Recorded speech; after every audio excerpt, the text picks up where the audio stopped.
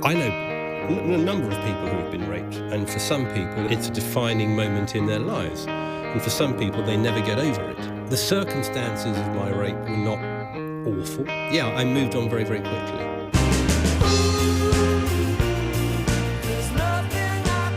Welcome back to Crisis What Crisis, the podcast that aims to guide you towards a more resilient life and whatever it might throw at you. If this is your first time with us, then do please hit subscribe wherever you're watching or listening. It really does help make these, I hope, useful conversations that they're shared as widely as possible. My guest today is a true titan of the world of media, someone who has helped shape the cultural landscape of the UK for the last 4 decades.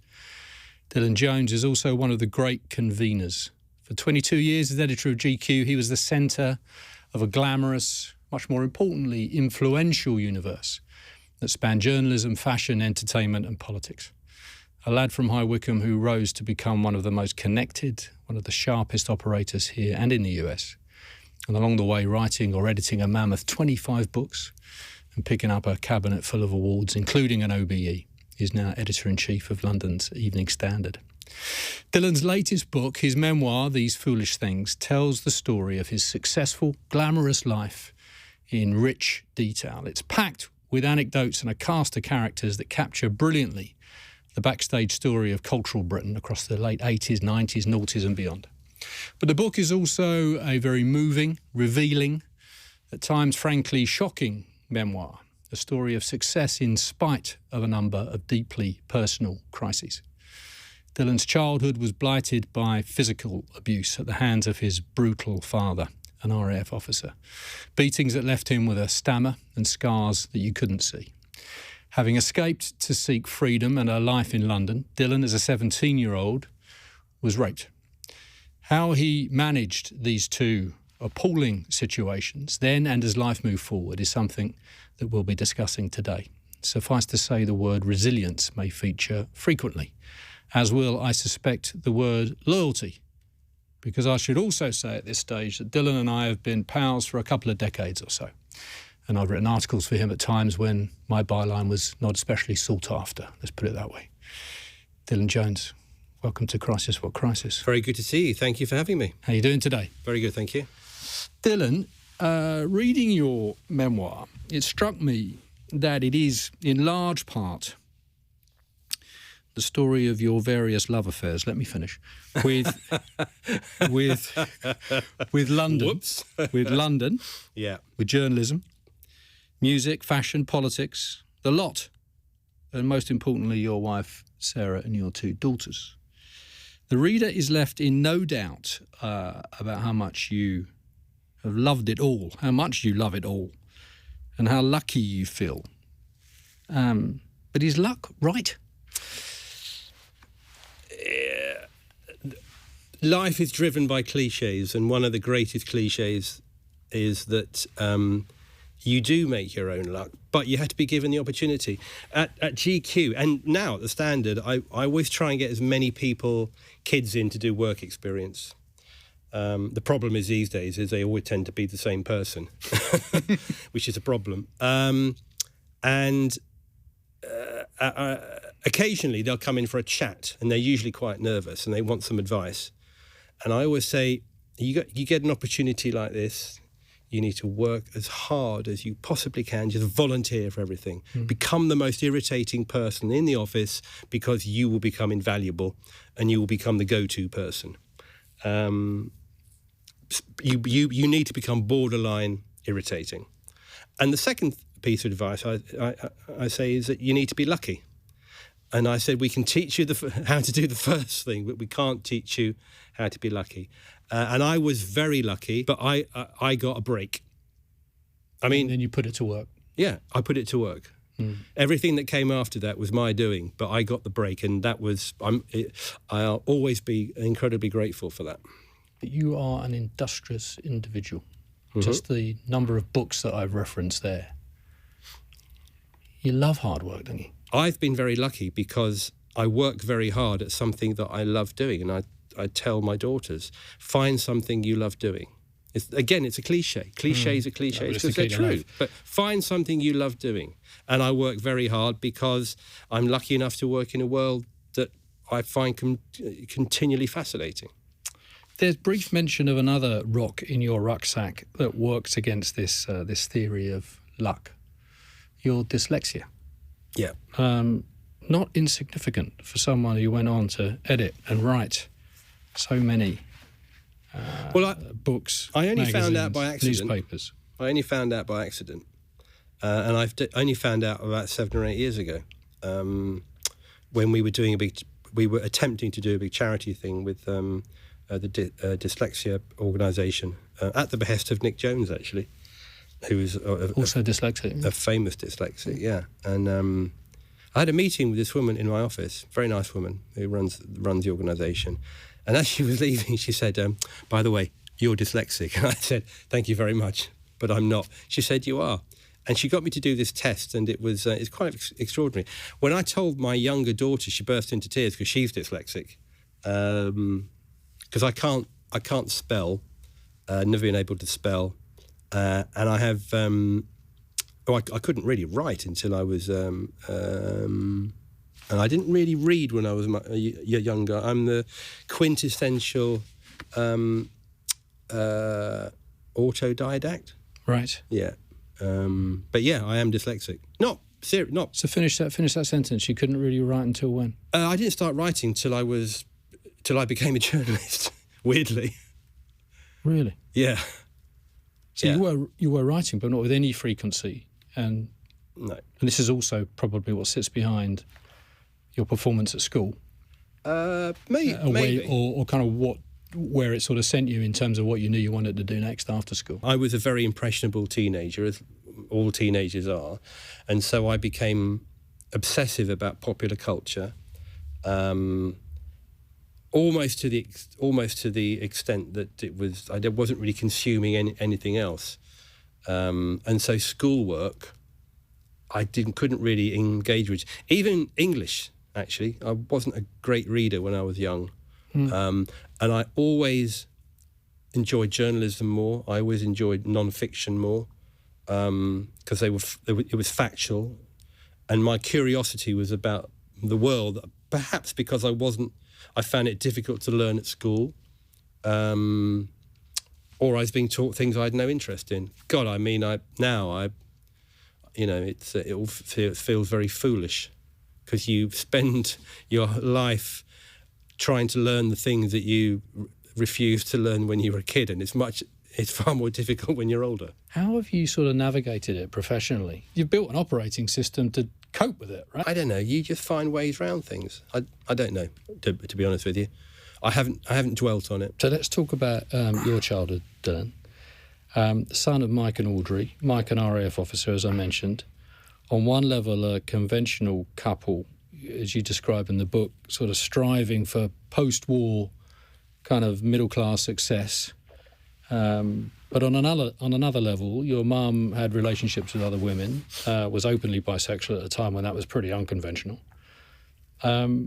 Your dad was, well, actually, I'm going to ask you to describe him. And if you can, tell us how he treated you. Well, he was very violent. And he... the thing is, when you're a kid, and again, this is a dreadful cliche, but you know what you know.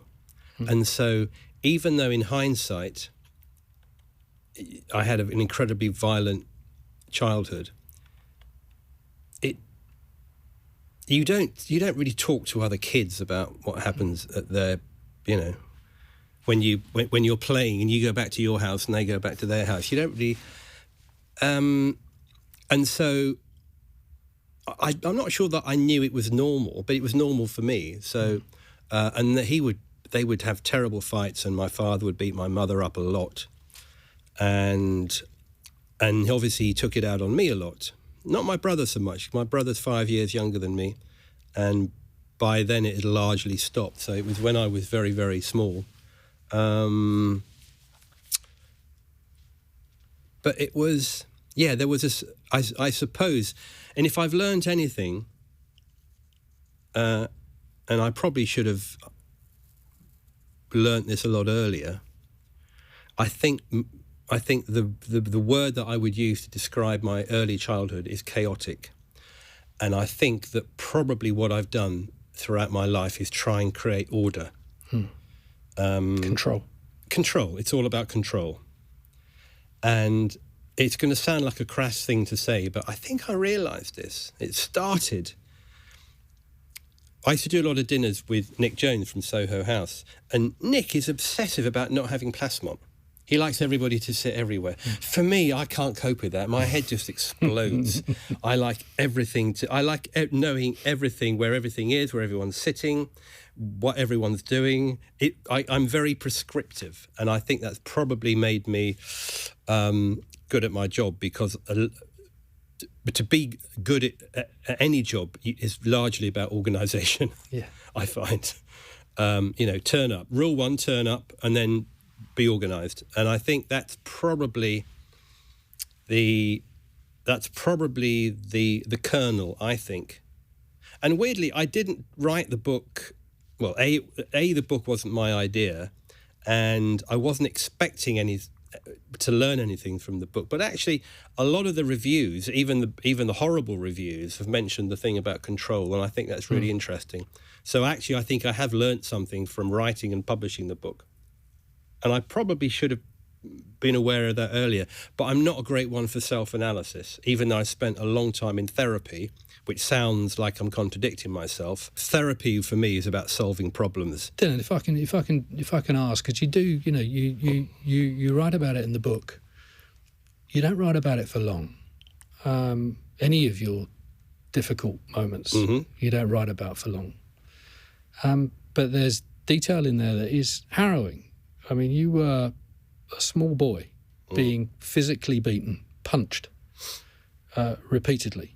I think you say it feels like, from your memory now, almost every day. You were verbally abused in the most vicious way. So you're a small boy.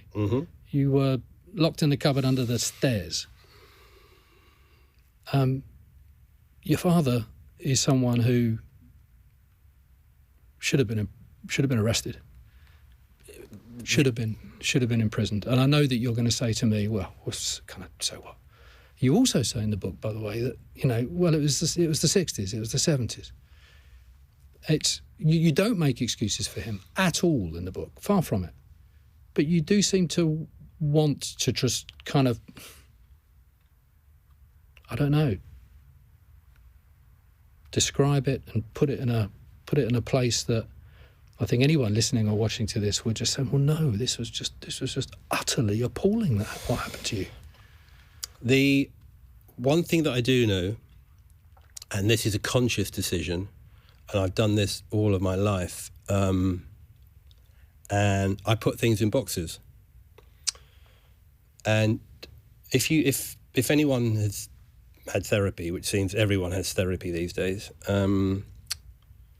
you're taught that putting something in a box is the very worst thing that you can do, particularly if you're a man, if you're bottling things up. That expression, you're bottling things up. And at some point, the cork's going to explode. It'll be like a bottle of champagne, and it's going to be chaos everywhere. And actually, I remember talking to my therapist about this years ago, and she said something which I found incredibly helpful. She said, look, if you can put something in a box and it can stay in the box and you feel good about that, put it in a box. And that, in a way, validated, I suppose, what I have done. When did you first have therapy? When did you first start when I was questions? About 31 or 32. And I've seen the same person for 30 years. Not often. I mean, very, very infrequently. Yeah. But she's the person I trust. You found the right person. Yeah. And I've been to, I think she's moved 4 times in that time. Yeah, she's brilliant. But she's very pragmatic. She's very down to earth, and she's not really like a therapist at all. Yeah. In fact, I remember she was the second therapist I saw. The first one I saw was a stereotypical kind of, it was an American Woody Allen situation where I literally lay on this couch And the guy didn't say anything. And he looked like my father. It was just, the whole thing was awful. But I was very, again, lucky because Josephine, who is my therapist, she was the second person I saw, recommended to me by a friend, actually, who's still my friend. And it's been great. But I think the most salient thing, the most important thing she'd ever said to me was about the boxes.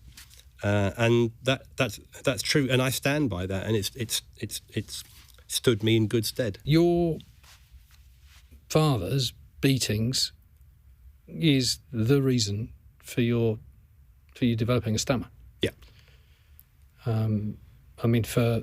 Which in turn turned into a vicious circle, as I understand it from how you describe it in the book. When you developed the stammer, that would be another reason why he'd then want to hit you. Yeah, it was. That was the worst manifestation of of my childhood because we were in the RAF, we moved every year, every 18 months. And so you move somewhere else, and then you know what kids are like. It's instant impressions, and if you can't talk properly, which I couldn't, you become a bit of a laughing stock. You have to develop ways to cope, coping with that. So I did. You become a joker. You become one of the boys. I mean, there are lots of different things. Lots of levers you pull. And it wasn't until I was about 30. I used to hate public speaking. I don't love public speaking now, but I'm fine at it because I've had to be fine at it. But I remember a friend of mine called Lucy was getting married in the Chelsea Physics Gardens, or that's where the reception was, and her father was sort of borderline agoraphobic and wouldn't have been able to say anything. So she asked me to give her away to do the speech. It's like very flattering. And I don't think I'd ever made a speech before, not a proper speech.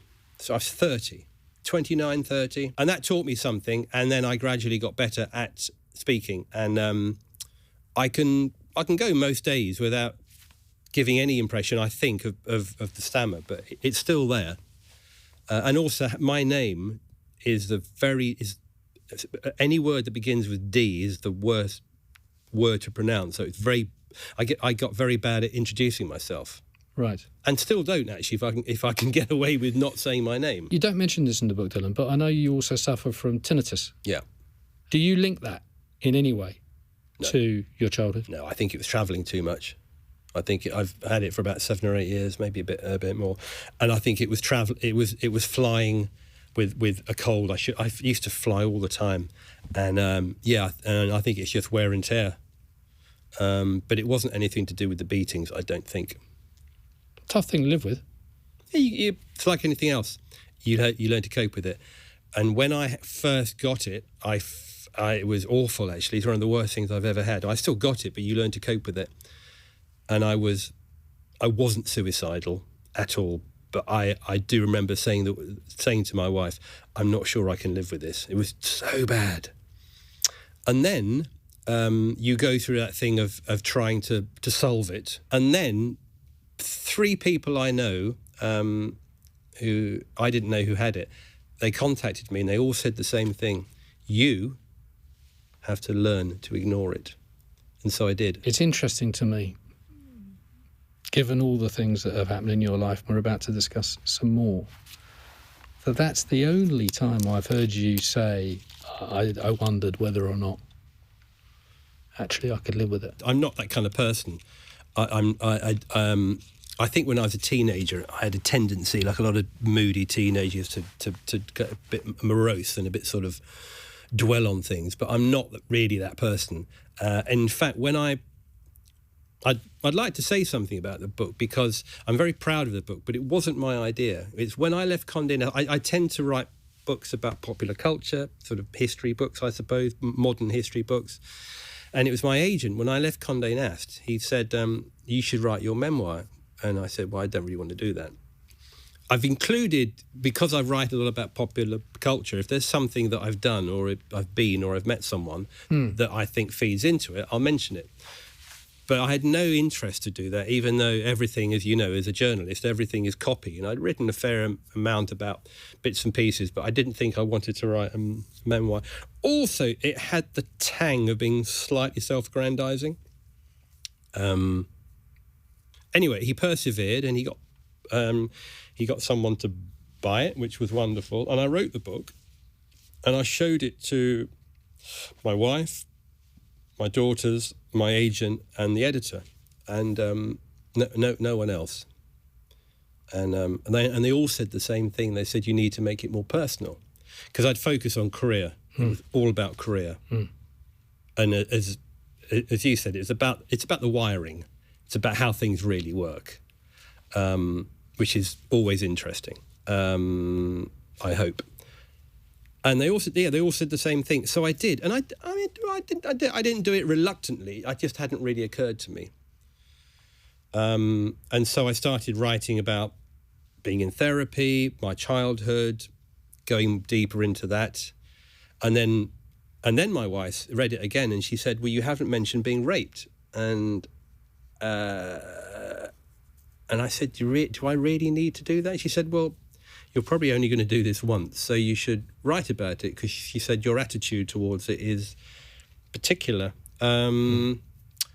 And the other thing is, you mentioned this earlier on, there's not a lot of it in the book because I didn't want to write a misery memoir. And also I didn't want it to look like I was, saving the bad stuff for the book. Do you know what I mean? Absolutely. It strikes me that the way that you've talked about those things, the rape in particular, which comes at the end of the book, and I know that you did it that way because you didn't want it to define the book. But in truth, that means that the book is authentically actually a record of how you've lived your life, because you didn't let it define your life. The reason I almost never talk about it is because my way of coping with it, I think, is not particularly helpful. It's been very helpful for me, because I suppose it's about self-preservation, or I know a number of people who have been raped, and for some people it's a defining it's a defining moment in their lives, and for some people they never get over it. The circumstances of my rape were not awful, and I moved on very, very quickly. For a week I was kind of physically and mentally kind of I felt weakened, and I felt embarrassed more than anything else. So I thought, how the hell did that happen? Shall we just explain some of the background? You're 17 years old. Yeah, I'm 17 years old. You've actually managed to escape, if I've got my timings correct, you kind of escaped the horrors of what was happening at home to an extent. Your father, I think, wanted you to go in the Air Force. You absolutely didn't want to go into the Air Force. Now, am I right that actually blew up into the moment where you were able to fight back, if you like? Yeah, we had... You do reference a fight with your father, but I don't know whether that was metaphorical or no, it was a very light touch in both senses of the word fight. When I was 16, and then largely I kind of left home then. You hit him? Yeah. Where were we? You leave home. Your plan is to go to art school. Yeah. But you're already spending a lot of time in London. Yeah. You're sort of 15, 16, boozing, drugs, but shoplifting you reference as well. Yeah. One might say from a distance, amateur psychology, well, that all kind of makes sense in a way, given what had happened to you in your childhood. And then you're 17, you're coming back, I think, from London on the train, and you run into someone that you know. Yeah. Just tell me, just sort of pick it up for me. Just tell me what happens. Older guy, but probably not that much older. I don't know, probably could have been 5 years older, could have been 12. Nice guy. How did you know him? But from being around, I don't know, going to parties or... I really don't know.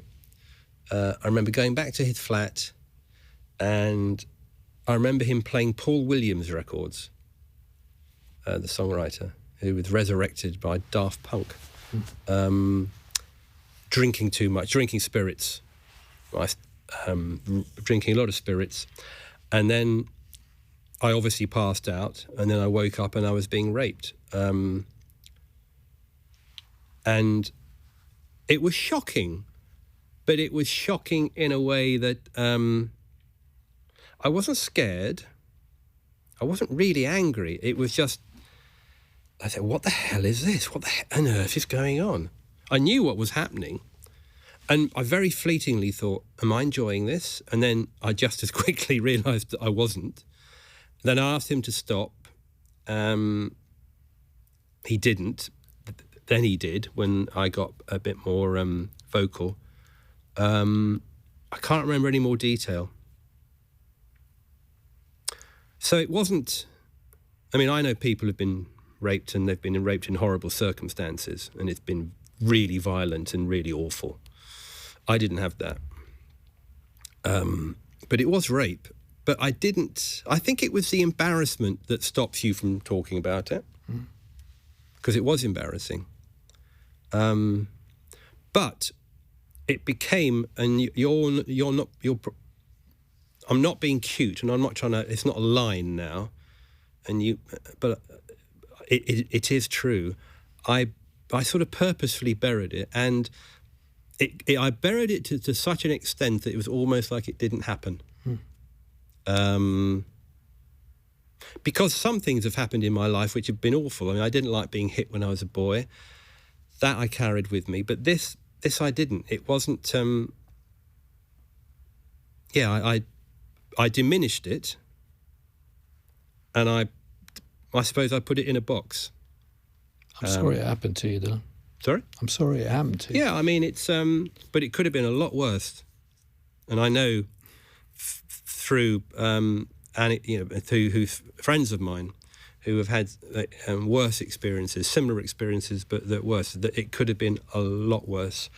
So like I say, I never really talked about it, and I certainly didn't write about it in a journalistic way, because I think my attitude towards it would have appeared to be trite or callous, and maybe minimising it for other people.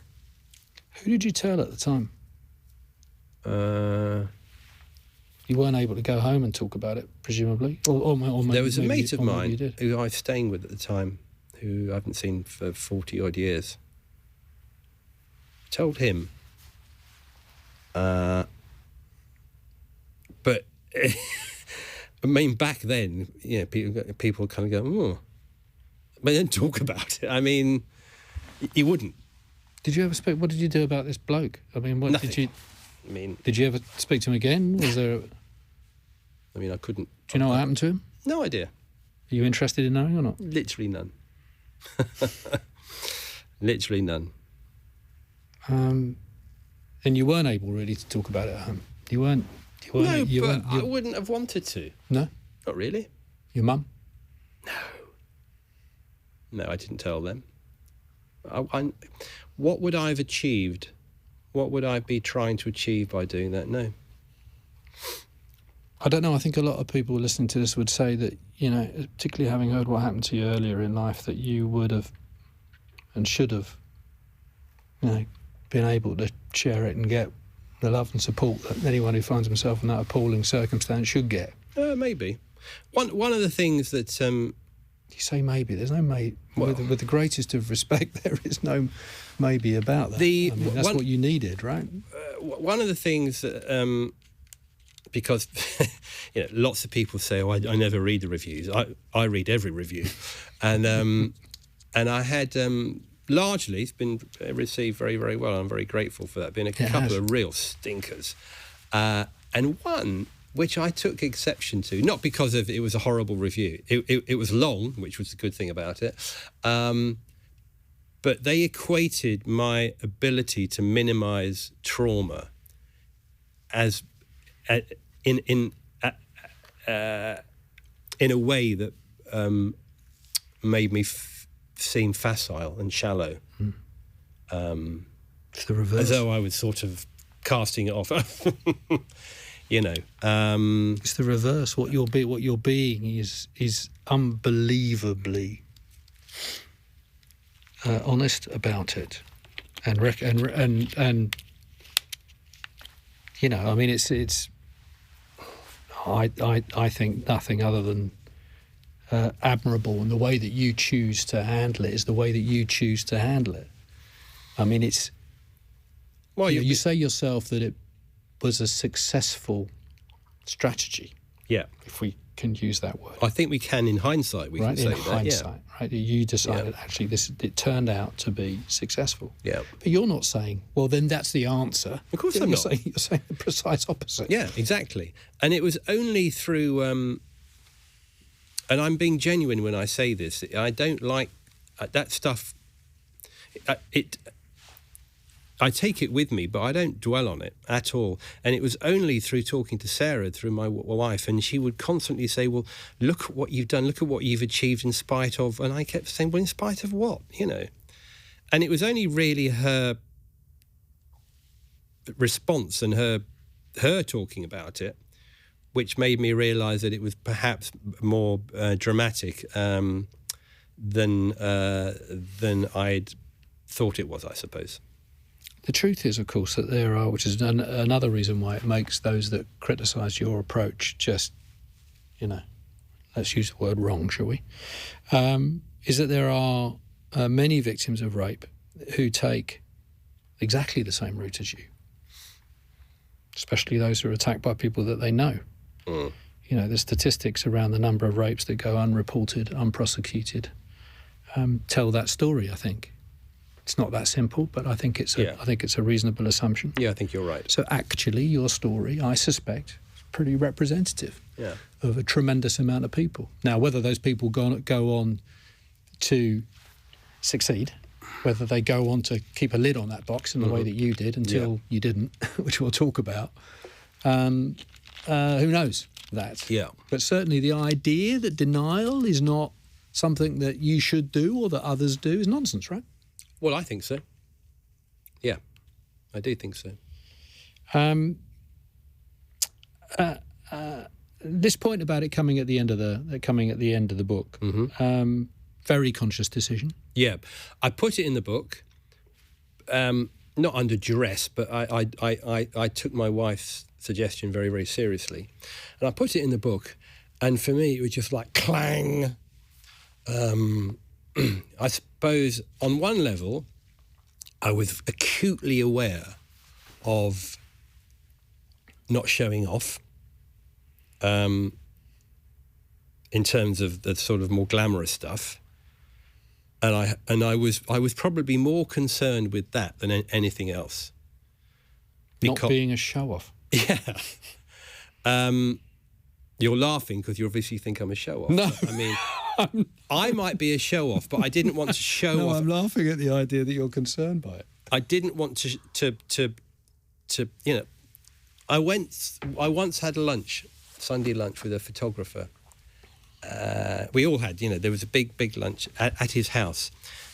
And after lunch, he took myself and my wife round his house, and it was just full of pictures of him with famous people. And I thought, this is really weird. Because let me tell you, those famous people do not have pictures of you. I mean, it's like... And so the writing about that world was basically about that world.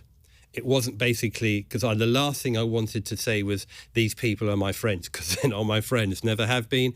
It's work, but it's a world. It's a very particular world. At a particular time. Yeah. And so I was... fascinating. I was concerned about that.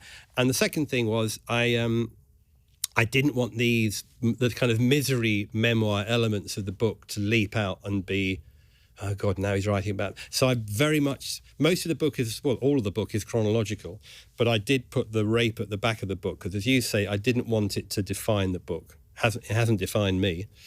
And also it jarred.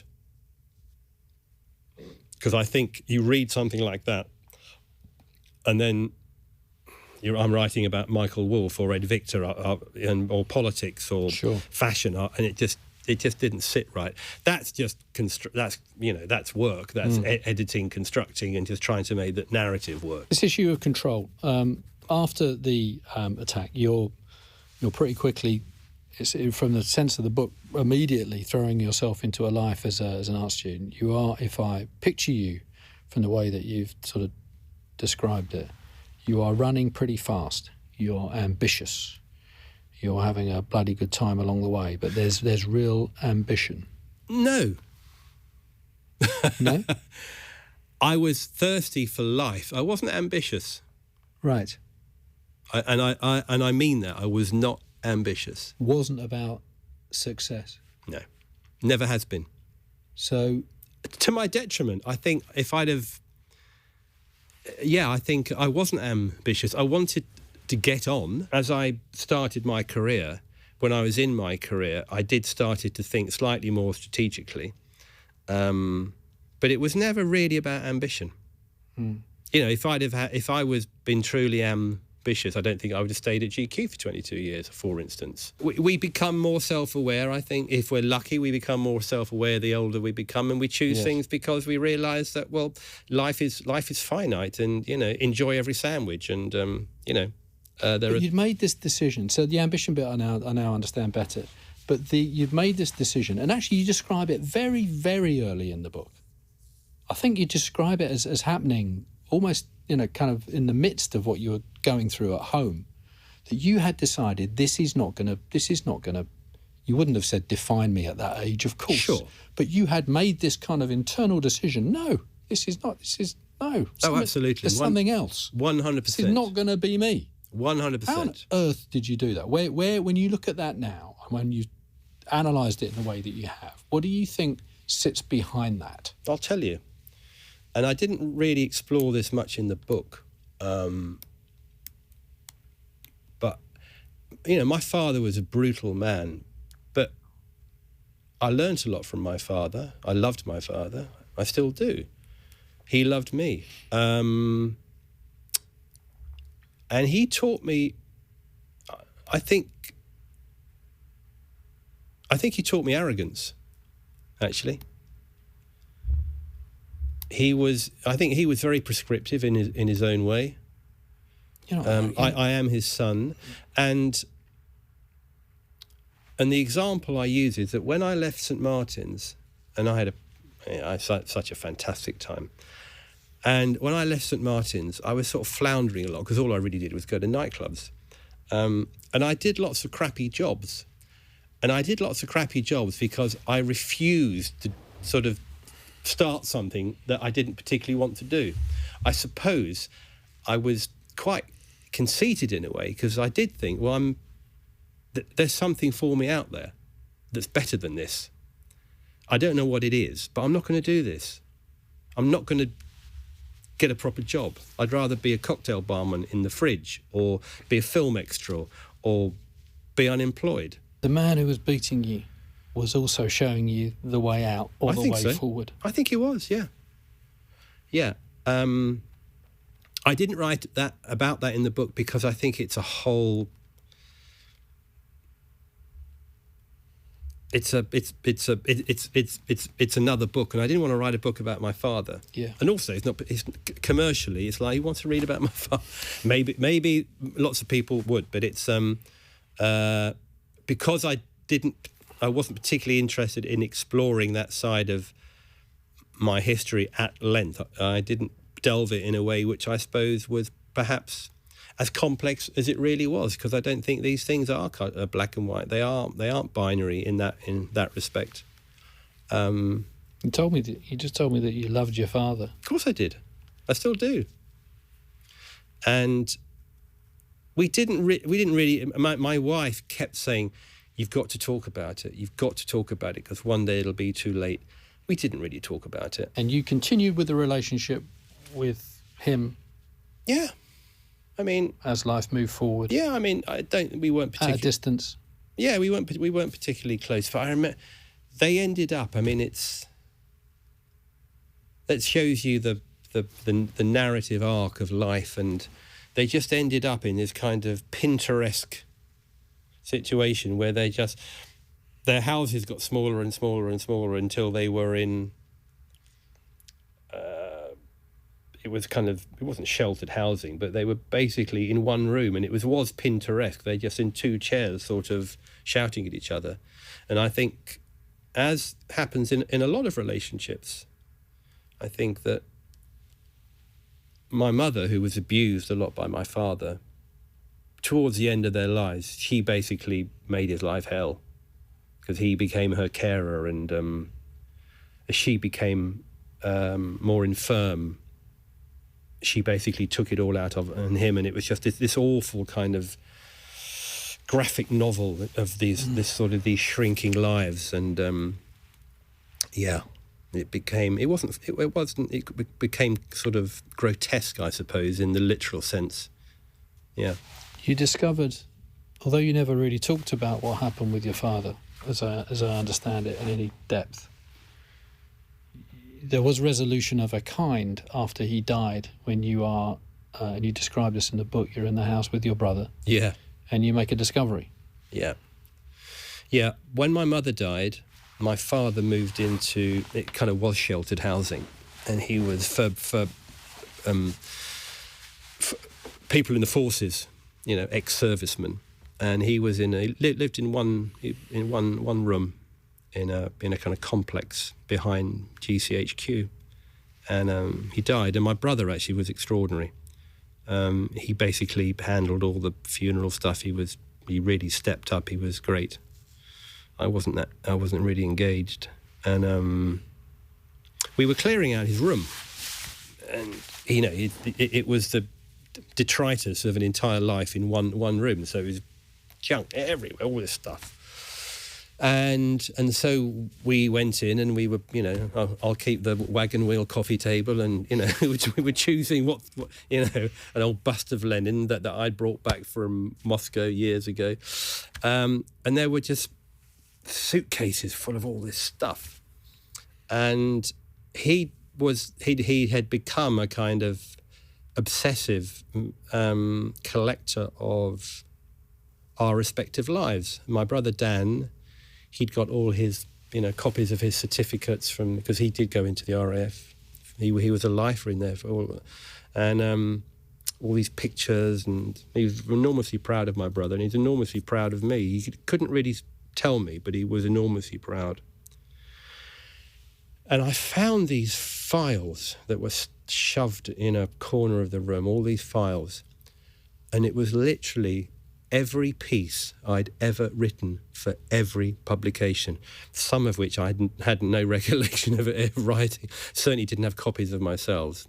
German magazines and local newspapers, and all my stuff for the Sunday Times and the Observer, and every copy of every column I'd ever written for the Daily Mail, and literally everything. And that was a moment. I mean, I've kept them all, and they're under now. They were under his stairs, and now they're under my stairs. That was. I described it as a sort of resolution. Am I right? Does it serve as some kind of full stop for you, or not? Yeah, I think it does. I don't. I honestly don't bear my father any there's no animosity there. And I mean that. Again, it's not a line. I don't actually. I don't. I'm emphatic about that.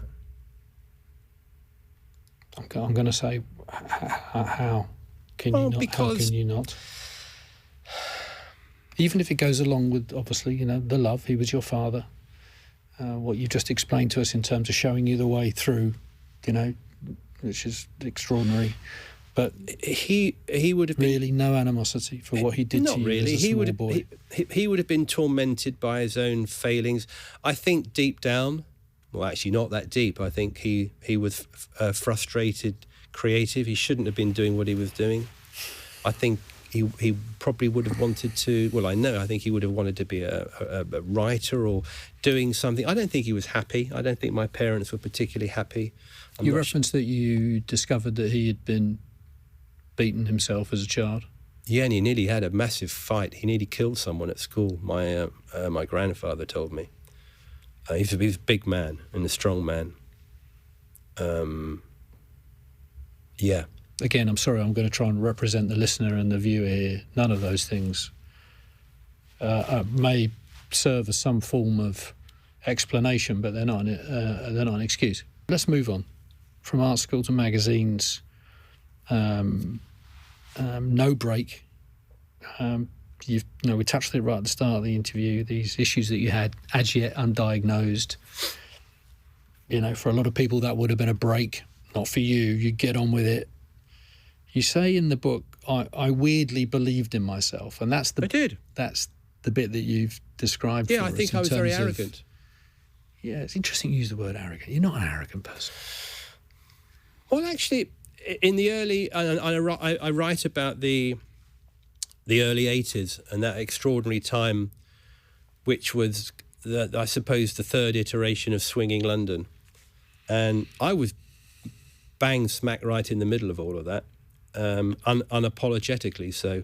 And we were very arrogant, I think, as a pocket of people. Because we knew, and again, I write... It's a fairly arrogant time. Yeah, I suppose it was, but we knew, working on the style magazines, ID, The Face, and all of that stuff, we knew we were writing about this world, but we also knew that we were part of it. And that has a certain amount of arrogance, but we had fun, and it was a joyous time. You're right that when Sarah, you fall in love, you're a couple, that when she tells you that she wants to settle down, start a family, you say that you don't want kids. Yeah. That your own childhood had, understandably, had a pretty negative influence in that regard. Had you talked a lot at that stage about what had happened to you with Sarah? I can't honestly remember. I honestly can't remember. But yeah, I did feel very selfish. I was very selfish because I did think I had no interest in children. I especially had no interest in anyone else's children. And I didn't have any... And I think this is quite hard for my children to hear now, my daughters, they're not children. But I didn't have any interest in children. I didn't think I was going to hit them. I didn't... No. Maybe there was a subconscious thing of being unable to be any good at it. But I very much was of the mind that I didn't want children. But God, I'm so lucky that it turned out to be the opposite. Because Sarah basically gave me an ultimatum. And so we briefly split up, and then I realised what an idiot I'd been, and then the rest is marriage and kids. Turned out they were exactly what you needed. Yeah, exactly. They were, and continue to be. Yeah. Yeah. I mean, can I ask, if it's a question too far, I apologise, but at what stage did you sort of sit with Sarah and explain, not just in terms of your childhood, but the rape, the kind of, the things that you've been carrying? You say not carrying. Let's say the things that you'd put in a box. When did you take the lid off with Sarah? I have no idea. I'm sure I would have mentioned both things, but I can't honestly remember when. And by dint of that, or it wasn't a moment. It wasn't like a big reveal. Let's talk about GQ.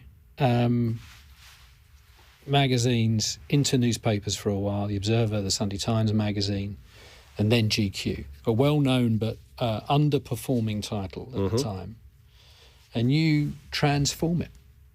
Just sort of summarise the strategy for me. I had a chat with Nicholas Coleridge, who was my boss for ages. He ran Condé Nast very well, very effectively for a long time. And he said, so what would you do with it? And I said, GQ. A.A. Gill directs a hardcore porn film. And at that time, A.A. Gill was the most famous journalist in the country. He worked from the Sunday Times, but he didn't write long form. He just did he wrote very funny restaurant columns. And that was my pitch. I got the job, and then I very quickly thought, well, hold on a minute. If I'm going to do this, we've got to really, really do it. GQ was a very successful yuppie Bible. It wasn't renowned for its journalism, didn't break stories. It wasn't that kind of thing. It was literally fashion ads, lifestyle. Stephen Bailey reviews a nice car, blah.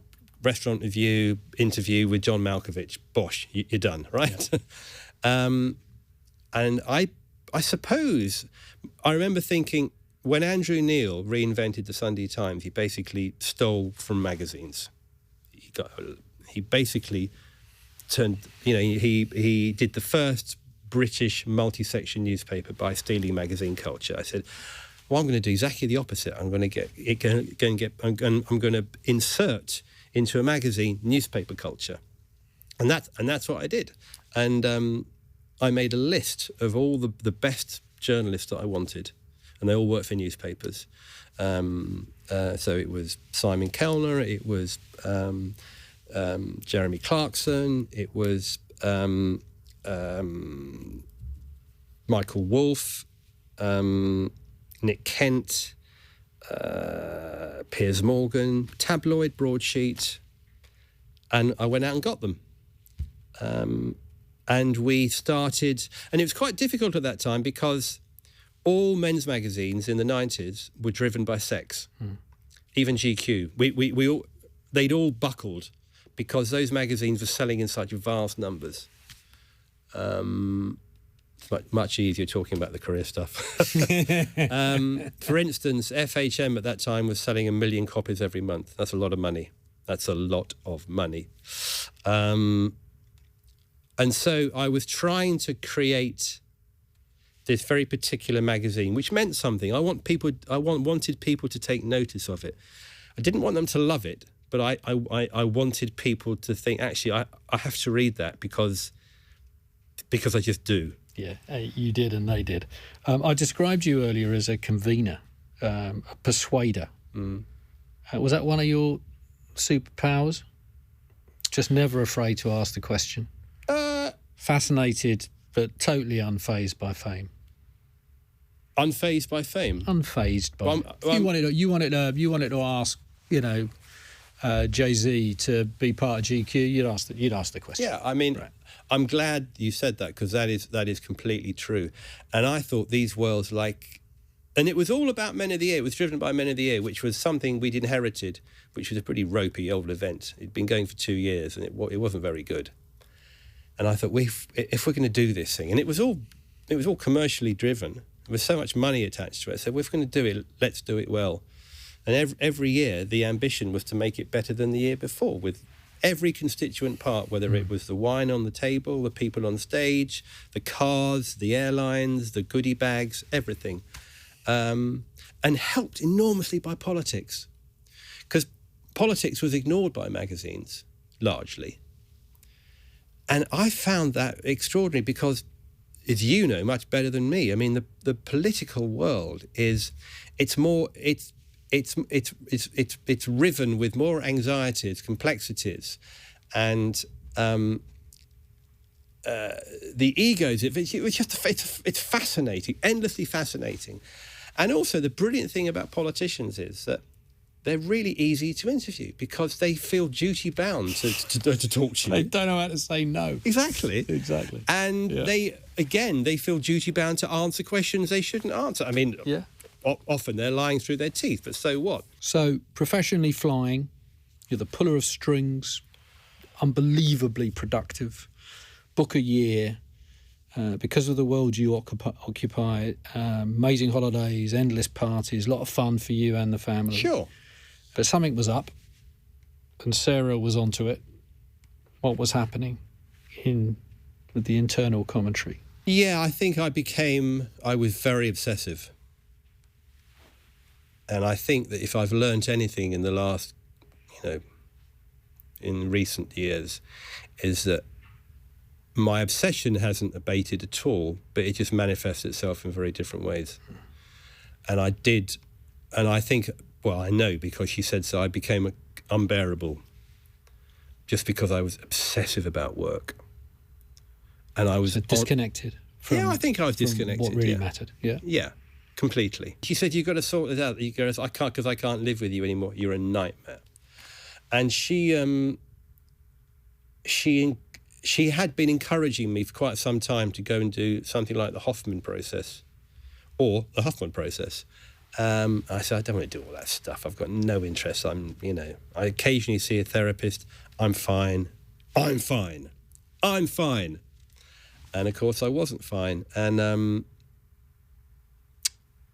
so I went to do the Hoffman course, the Hoffman process, which was fantastic. Just describe it for us, for people who don't know. It's a week of really intense self-examination. And I recommend it to anyone who is perhaps feels they might be in need of a reset. I mean, again, a lot of the things they encourage you to do, I don't do, most of them, any of them actually. But it was something that, it was very effective. And it did change me. Because you properly explored some of the things that we've been discussing. One of the things, and I skirted round it for ages because I didn't want to do it. I said, can you promise me, run by a very nice woman who used to be a Bond girl, actually. It's I said, can you promise me that there's no group therapy? Because the idea of sitting down with a bunch of people and talking about myself. Really? Anyway, she said, no, there's no group therapy. Of course, technically she's right.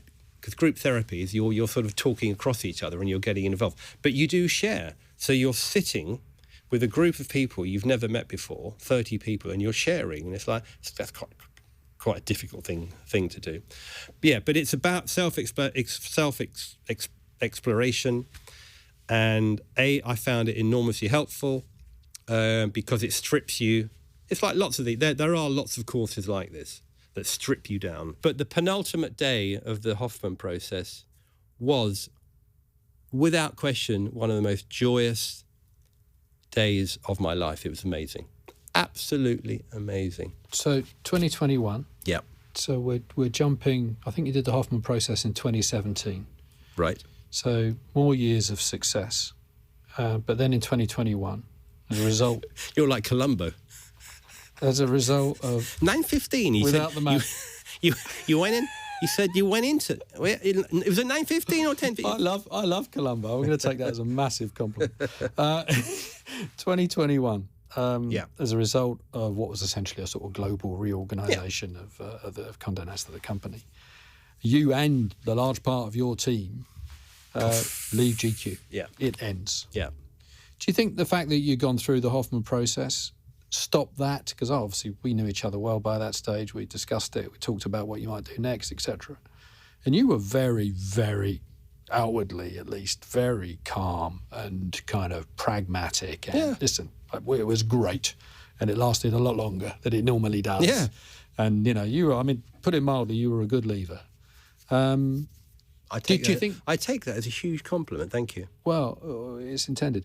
But do you think the fact that you'd gone through the Hoffman process, do you think that stopped it from being a crisis for you? I think it was a combination of things. I think it was, weirdly, it felt like the right time, even though it's like it wasn't really my decision. Possibly, I think COVID having a lot to do with it. I think that period was the only positive thing about that period for me. Was a realisation, and again, another cliche, I used to run around and I was good at it and I did everything, and there was a sense, hold on a minute, do I really need to do all this stuff? Do I need to go to every party? Do I need to shake every hand? So there was a bit of that. Because I was in my position, I was sort of 2 or 3 months ahead of the team, so I knew what was coming down the pipe, and a lot of my team got very angry, and I said, look, get angry, get really angry, but get over it quickly, because it's not the end of the world, and everything ends, and it often ends badly, and we've had a great run. So take the money and move on. But yeah, I think I was a good leaver. And I think I write a bit about this in the book. the most shocking thing, or the thing that really affects you, is all the support system. Your car goes, you no longer get free Sky, all of the kind of things. As our mutual friend Piers Morgan once described, I had to learn how to use a stamp. Yeah. Yeah. I mean, all the stuff you take for granted, and then after a couple of months... I can hear the listeners saying, poor love. I know. Poor love. After a couple of months, you think, really? Did I really think that? So now the Standard... Yeah. A massive project. Yeah. I mean, your productivity hasn't dimmed at all. Good. One job into another epic job. At a really interesting point of change. Yeah, it's fascinating. And I think there have been lots of changes. There will be many more changes. But and with change comes a certain amount of sadness, because there's always, From daily to weekly. Yeah. And there's restructuring issues, and you say goodbye to people, which is never fun. But, and I say this a lot, and I've been saying it for years, I'm not obsessive about print. I read more now probably than I've ever done. I'm endlessly curious, and that doesn't diminish. But do I care that it's on a, I love digital. If you've got digital, it's backlit, it's glossy. I mean, who's going to wait 8 hours for a piece of information? I mean, I'm not obsessive about print. When it was announced that the Standard was changing, there were lots of very affectionate, sentimental pieces about the Standard. But it's like cars and faster horses. I mean, come on, the world is changing. The world changed a long time ago. And we aren't the first, and we won't be the last. Well, when you talk of GQ, obviously your mind immediately goes to the magazine, but what you did digitally with GQ was pretty seismic. I mean, that's what we did. You were getting pretty close to sort of breaking news in a lot of regards, right? When the big moments for the last 10 years, and no one really clocks this, but you're right. All the emphasis was on digital, and by the time we all left, we had a bigger digital footprint than any brand. It was huge, and it was a small team, but it was. You can't win everything, and we didn't attempt to win everything. Lots of things we couldn't cover in depth, but what we did very, very well, and I think that's the key to success. You've got to pick a battle, pick a hill to die on, basically. Yeah.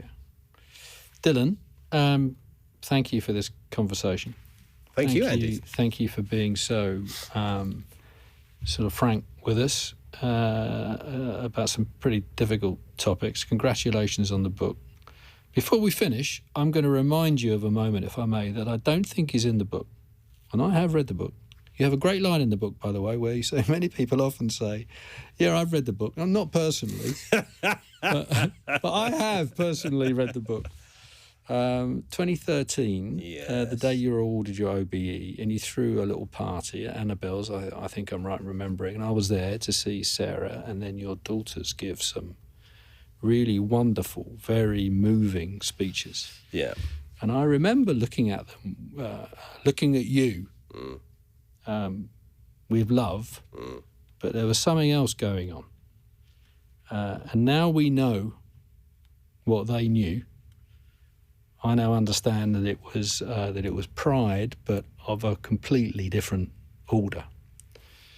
And I think anyone who has listened or watched this will now understand what I'm talking about. So, belated congratulations for that moment. Thank you very much. As well as the gong, and as well as this book. Thank you.